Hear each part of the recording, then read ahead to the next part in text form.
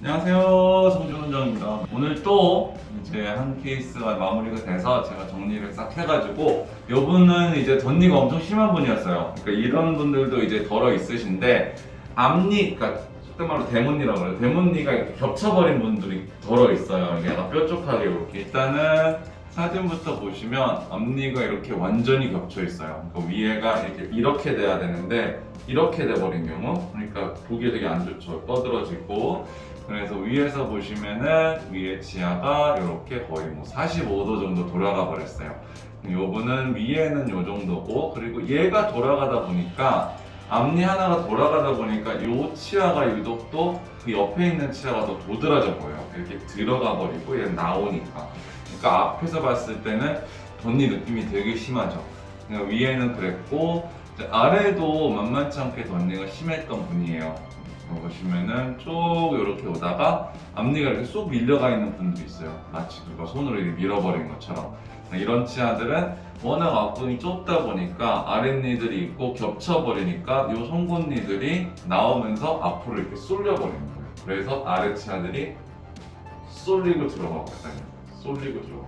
이렇게 돼버린 경우인데, 고민을 엄청 했어요. 엄청. 발치를 할 거냐 안 할 거냐, 할 거냐 안 할 거냐. 근데 환자분 자체가 발치는 안 하고 싶으시다고 그래서 또 납작해지는 게 너무 싫어서, 그러면은 이제 제가 공간을 만드는 방법을 생각해야 돼요. 뭐 앞궁 확장 장치를 쓸 거냐, 아니면 뭐 뒤로 밀 거냐, 치아 삭제를 할 거냐. 그래서 이분 같은 경우는 위에 치아들은 좀 뒤로 밀고 아래는 이렇게 쓰러져 있는 치아들을 넓히면서, 그리고 아래 치아들이 또 발치 교정, 뭐 인비절라인은 물론 컨트롤이 좀 가능하지만 이런 경우를 아래 치아를 브라켓에 붙여버리면 아래 치아들이 핑 하고 날아가요. 그래서 왜 뒤발치로 교정하신 분들 덜어 보면은 치아들이 이렇게 앞으로 뻗쳐 있는 분들이 되게 많거든요. 그래서 저 이렇게 설명을 드려요. 치아라는 거는 브라켓을 붙여놓으면은 공간이 있는 대로 다 이동하려고 해요. 그럼 브라켓 교정은 옆으로 가는 힘은 별로 약하기 때문에 공간은 그럼 다 어디 있어요? 앞으로 다 와요. 이렇게 뻗쳐요. 그러면 어떻게 돼요?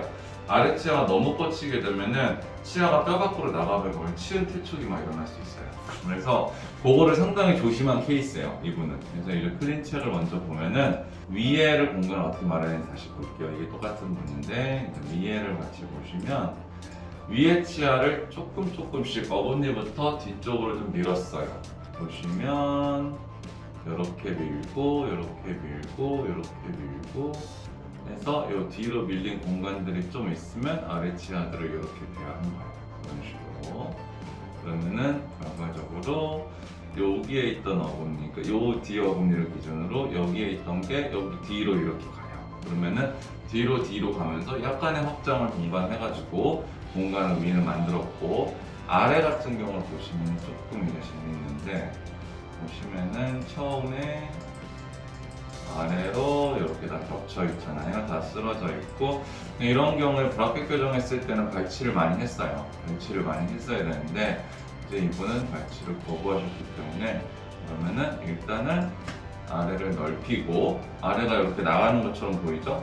근데 실제로는 다시 시간 삭제를 좀 해서 원래 위치대로 좀 올 수 있게끔, 그러니까 안정적인 위치를 다시 만들어줄 수 있게끔 이렇게 설정을 했어요. 그러면은 제가 예측한 전 치아의 앞으로 나가는, 앞으로 안 나갈 수는 없어요. 워낙 뒤에 있는데 여기서 여기 정도까지, 그냥 기존에 했으면 앞으로 푹 나가 버렸어야 되는데 요거를 이렇게 설정을 했고, 요분 같은 경우는 여러 가지가 문제가 있었어요. 이게 과계교와 흔히 말하는 아래 치아들이 너무 솟아있어요. 그러니까 공간이 없으니까 뒤로 밀리고 위로 가고 난리가 났던 환자분인데, 이것도 마찬가지로 이렇게 이제 내리면서 공간을 먼저 만들고 그 다음에 치아 다듬어서 다시 쳐다보죠. 이게 1차 치료 계획이었는데, 일단 경과를 보면은 근 1년 정도 걸렸어요. 11개월 예뻐졌어요.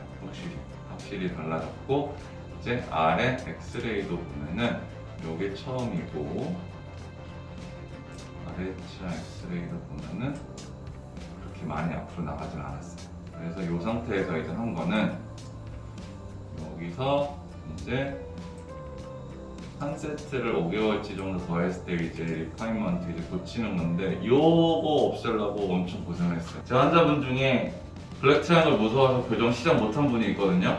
근데 그분이 무서운 게 이런 면 똑같아요. 겹쳐 있어요. 이렇게. 그러면은 블랙 트라이앵글은 어쩔 수 없이 생길 수밖에 없거든요. 그러면은 모양을 좀 바꿔줘야 돼요.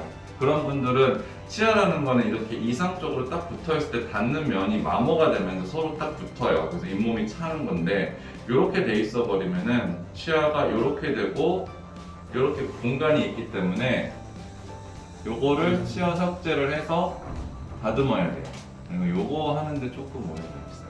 그러니까 요거 처음에 붙이고 요거 치아 삭제까지 해서 이제 마무리한 게 요 모습이에요. 그러니까 처음 왔을 때 이렇게 된 거를 이렇게 가격이 많이 좋아졌죠. 중심선도 맞췄고 그다음에 전체적으로 요거를 보면은 이렇게 돌아가 있는 거를 이런 모양으로 설정했고 아래도 보시면 이제 뒤로 밀려 있고 이런 부분을 이렇게 있어요. 뼈 위에다가 딱 놨어요.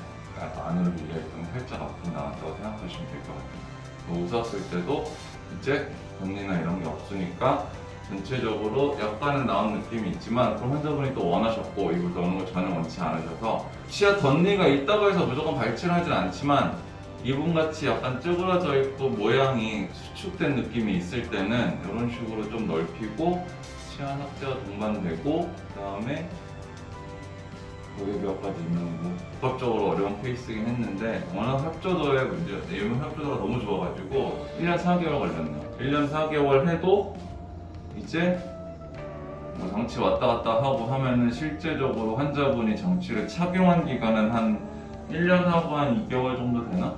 그 정도에만 해도 이런 케이스가 된다는 게 솔직히 디발치로 요거를 브라켓 교정했으면 훨씬 더 오래 걸렸을 것 같아요. 왜냐면 확장도 해야 되고 그러니까.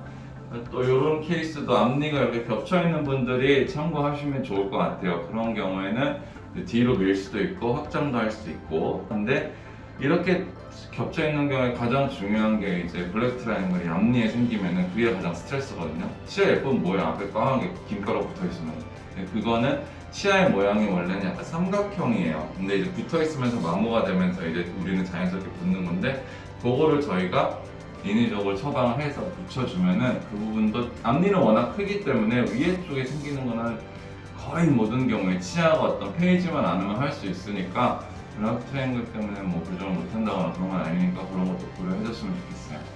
자, 오늘은 이 케이스 보여드렸고 다음에는 또 다른 케이스로 찾아뵙겠습니다. 감사합니다.